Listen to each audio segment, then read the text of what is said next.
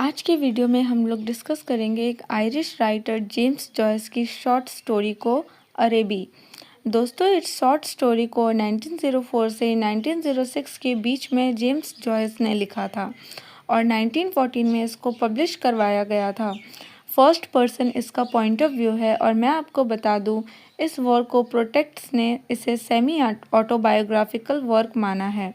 ये एक short fiction है और इस टाइप का वर्क उन सभी बच्चों को पढ़ना चाहिए जो टीन एज में है। उन सभी को पढ़ना चाहिए, खास करके लड़कों को। आगे जब हम स्टोरी पढ़ेंगे तो सब कुछ समझ में आ जाएगा। तो चलो शुरू करते हैं। इस कहानी की शुरुआत होती है लेट 19th और अर्ली 20th सेंचुरी के बीच में। इब्लेन आयरलैंड में रिचमंड स्ट्रीट एक ऐसी गली थी जिसमें बहुत सारे ब्राउन हाउसेस थे और एक क्रिश्चियन ब्रदर स्कूल। ये एक कैथोलिक स्कूल था बॉयज़ के लिए, लड़कों के लिए। ये गली एकदम शांत है तब तक जब तक ये स्कूल छुट्टी ना हो जाए। ये स्कूल छूटता है तो गलियों में लड़के ऐसे खेलने आ जाते हैं जैसे खेलने को मिला ही नहीं, और डिनर के टाइम तक अपने डिनर के टाइम तक खेलते रहते हैं इस गली में। इस गली के एंड पर एक खाली सा घर है, सबसे हटा हुआ एक स्क्वायर प्लॉट ऑफ लैंड। ये घर है हमारी कहानी के नैरेटर का। एक लड़का, ये भी इन्हीं लड़कों में से एक है जो स्कूल में पढ़ते हैं, गलियों में खेलते हैं। वो ही हमारी कहानी का नैरेटर है। इसकी एज अभी इतनी नहीं है, बच्चा ही है।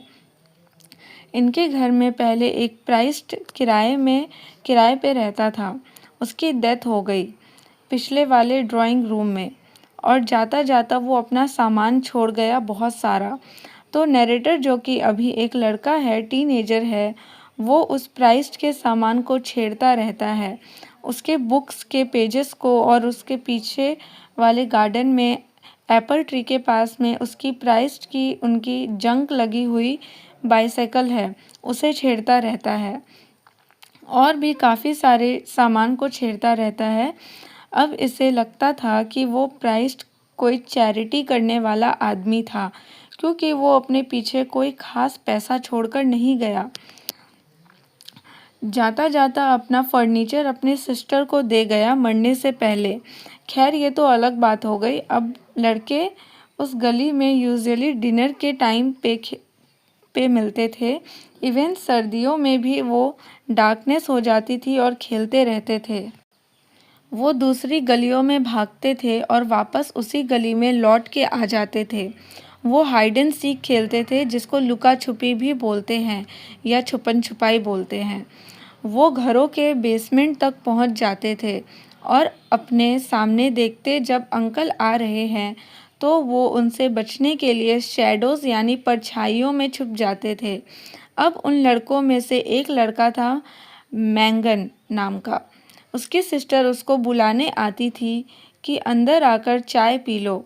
वो लड़का नैरेटर का दोस्त था, मतलब ये जो लड़का है हमारी कहानी का नैरेटर, उसका दोस्त था। वो लड़का अपनी बहन को जब बुलाने आती थी तब वो उसे चिढ़ाता था, लेकिन ये लड़का मतलब नैरेटर उसकी फ़िज़िकल कैरेक्टरिस्टिक्स को नोटिस करता था कि जैसे वो जिस टाइप की ड्रेस पहनती थी, उसके बालों का सॉफ्ट रूप, ये सब चीज़ें वो नोटिस करता था।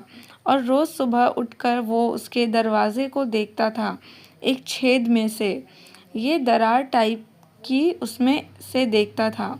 स्कूल जाने के टाइम पर वो वेट करता था कि कब वो अपने घर से बाहर निकलेगी, और उसके निकलते ही ये पीछे से निकलेगा और पीछे पीछे स्कूल जाने के लिए चलेगा। और इसका ये रोज़ का काम बन गया था। ये इसके पीछे पीछे जाता। जब इन दोनों के रास्ते अलग होने का टाइम आता तो ये अपनी स्पीड को बढ़ा देता, चलने की स्पीड को बढ़ा देता और उसके सामने से पास होकर जाता, ताकि ये भी उसका फेस देख ले और वो भी इसका फेस देखे। अटेंशन पाने की कोशिश कर रहा था। कहने का मतलब, उस लड़की पर इसका क्रश हो गया था और वो उम्र में भी इससे बड़ी थी और मैं आपको बता दूँ, इस लड़की की भी इतनी उम्र नहीं थी ये सब करने की। इसका मतलब ये है कि इसके ह्यूमर्स अभी डेवलप्ड होना शुरू हुए थे। उसको अभी-अभी अपना कोई नया अट्रैक्शन मिला था, ख़ासकर किसी लड़की की तरफ नया-नया अट्रैक्शन जगा था और उस लड़की से बात करने की इसकी हिम्मत नहीं थी। ये उसका पीछा करता था यूजुअली और अपनी स्पीड को बढ़ा लेता था। हमेशा उस लड़की की अटेंशन लेने के लिए। अब आम तौर पर हर लड़की की ज़िंदगी में ऐसा कभी ना कभी मोमेंट आता है, ख़ास कर के इसी एज में जाकर, जो वो ऐसी हरकतें करता है। अब ये लड़का अपनी फैंटेसी में जीने लगा था।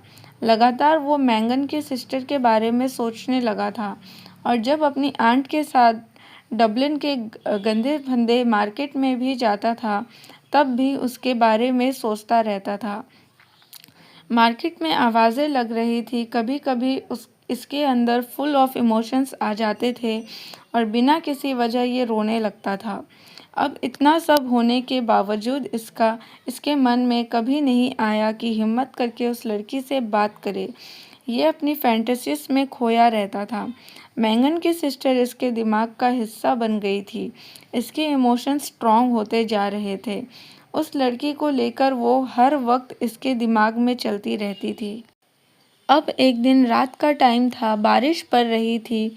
ये पीछे वाले ड्राइंग रूम में गया और जाकर वो ड्राइंग रूम जिसमें उस प्राइस्ट की डेथ हुई थी, वहाँ जाकर इसने अपने इमोशंस को अपने ऊपर हावी होने दिया। मतलब इसके इमोशन बहुत बढ़ गए थे। अपने दोनों हथेलियों को जोड़ लिया और प्रेस करने लगा, दबाने लगा ज़ोर से अपने हथेलियों को और प्रेयर करने लगा, ओ लव बोलकर।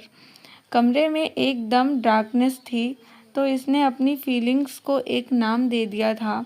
अब एक दिन मैगन की सिस्टर से इसकी बात होती है। वो इससे बात करती है और बस इससे एक चीज़ पूछने के लिए इससे बात करती है कि तुम क्या अरेबी के बाज़ार में जा रहे हो? क्या वहाँ जाने का तुम्हारा कोई प्लान है? ये लड़का एकदम चुप। ये जानता भी नहीं था कि इसने क्या बोला। उस लड़की को हाँ कहा या नहीं कहा, ये बस इवेंट्स को रिकाउंट कर रहा था कि कैसे इससे उसकी बात शुरू हुई और अचानक उस लड़की से इसकी बात हो गई। अब इसने उसको हाँ बोला या नहीं, अचानक से कुछ पता नहीं, तो वो इससे बोली है कि सॉरी, मैं तुम्हारे साथ उस बाज़ार में नहीं आ रही हूँ, कोई काम की वजह से मैं नहीं आ पाऊँगी। इसे लगा कि ये भी अरेबी के मार्केट में उसके साथ जाएगी। तो जब उस लड़की ने कहा कि मैं नहीं आ पाऊँगी, इसको ऐसा लगा जैसे इसने उस लड़की को इम्प्रेस करने की अपॉर्चुनिटी खो दी। ठीक है, लेकिन फिर भी ये उस लड़की से प्रॉमिस करता है कि मैं वहाँ से आता-आता तुम्हारे लिए उस बाज़ार से कोई गिफ्ट लाऊंगा। अब इसका कोई प्लान भी नहीं था वहाँ जाने का, फिर भी ये बोलता है कि गिफ्ट लाऊंगा। जब इनकी ये कॉन्वर्सेशन हो रही थी, उस वक्त दूसरी तरफ कुछ लड़के टोपी के लिए, कैप के लिए लड़ रहे थे। इसने नोटिस कर लिया और इसने नोटिस किया कि उस लड़की के गले पर, बालों पर लाइट पड़ रही थी। हाथ पर, गले पर, बालों पर, और उसकी पेटीकोट का वाइट कलर का हैम्प उसके ड्रेस से बाहर निकल रहा था। इतना कुछ उसने नोटिस कर लिया छोटी सी बातचीत में। अभी तक तो वो उस लड़की के बारे में सोच रहा था, अब वो अरेबी के बाज़ार के बारे में सोचने भी लगा कि इस बाज़ार में होता क्या होगा। ये अरेबी बाज़ार का नाम लग रहा है। वो अपने आंट से पूछता है कि क्या मैं इस बाज़ार में जाऊं? वो उसे पहले तो देखती है, फिर पूछती है कि क्या बात है? तो बोलता है कुछ नहीं, मैं तो ऐसे ही पूछ रहा था। अब ये अपनी पढ़ाई पर, स्कूल फ्रेंड्स पर ध्यान नहीं देता। खुद को अपने स्कूल फ्रेंड से सुपीरियर मानने लगा था। मतलब अभी इसकी एज हो रही थी, ये अपने फ्रेंड से खुद को अलग मानने लगा था कि ये किस तरह से खेलते रहते हैं गंदे संदे। ये खुद भी तो खेलता था कभी उनके साथ, मैं अब सैटरडे की सुबह ये अपने अंकल से पूछता है कि अरेबी के मार्केट में जाना है।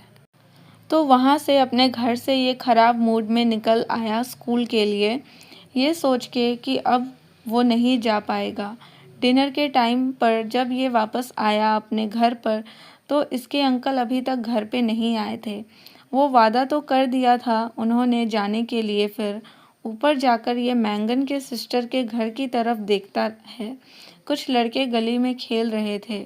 फिर ये नीचे आता है, अंकल का वेट करता है आने का। फिर इसके अंकल आते हैं। उस वक्त शायद उन्होंने थोड़ी शराब पी रखी थी। तो इसने पूछा अपने अंकल से मार्केट जाना है, तो अंकल तो पूरी तरह से भूल गए थे। फिर अंकल बोलते हैं नाउ इट्स टू लेट, कभी और चलेंगे। इसकी आंट अंकल को समझाती है जाने दो, इसका इतना मन है तो इसको जाने दो। अंकल फाइनली मान जाते हैं। अब ये लड़का ट्रेन में चढ़ता है 3rd क्लास के डिब्बे में। बैठकर 10 बजने में 10 मिनट पहले ये मार्केट में पहुंच जाता है। मार्केट लगभग बंद ही होने वाला था। पैसे भी इसके पास कम थे कि ये मार्केट में कोई चीज़ खरीद सके, तो काफ़ी सारी दुकानें देखनी पड़ेगी। जैसे तैसे करके ये मार्केट के अंदर गया। बहुत सारी स्टॉल्स बंद हो चुकी थी। बाकी बची हुई स्टॉल्स पर गया। ये टी सेट्स बेच रहे थे और कुछ और बेच रहे थे। तभी इसकी नज़र पड़ती है एक फीमेल शॉपकीपर पर। ये इंग्लिश में अपने कस्टमर से बात कर रही है। वो इस लड़के से भी पूछती है तुम्हें कुछ चाहिए तो नहीं? तो ये बोलता है नो थैंक यू। अब वहाँ तभी एक आवाज़ आती है सारी लाइट्स के बंद होने की। इसकी आंखों के सामने मार्केट में सारी लाइट्स बंद हो गई थी। मार्केट बंद हो गया पूरा का पूरा, और डार्कनेस में अकेला खड़ा हुआ सोच रहा था कि क्या बेवकूफ़ी कर रहा था वो। बेवकूफ़ी में कैसे ब्लाइंड हो गया था वो। इसकी आंखों में अपने लिए दर्द भी था, गुस्सा भी था खुद के लिए। कहने का मतलब उसकी जो फीलिंग्स थी उसे उस डार्कनेस में खड़े खड़े समझ में आई। वो जो फीलिंग समझ रहा था वो लव वाली फीलिंग नहीं थी, बल्कि वो उसकी डिज़ायर्स थे। और ये मार्केट भी कोई स्पेशल एग्जॉटिक जगह नहीं थी। उसकी बेवकूफ़ी उसको मोटिवेट कर रही थी ये सब करने के लिए। अभी तक जो कुछ भी वो सोच रहा था सब कुछ बेकार था, ये उसको रियलाइज़ हुआ। ये थी स्टोरी दोस्तों। So this story is all about growing up. ये मेन थीम है इस coming of age, love and sexuality, जो उसे उस लड़की के तरफ सेक्सुअल अट्रैक्शन हो गया था उस बारे में। अगर आपको मेरी वीडियो पसंद आई तो please like share and comment करें एंड चैनल को सब्सक्राइब करें and thank you for watching.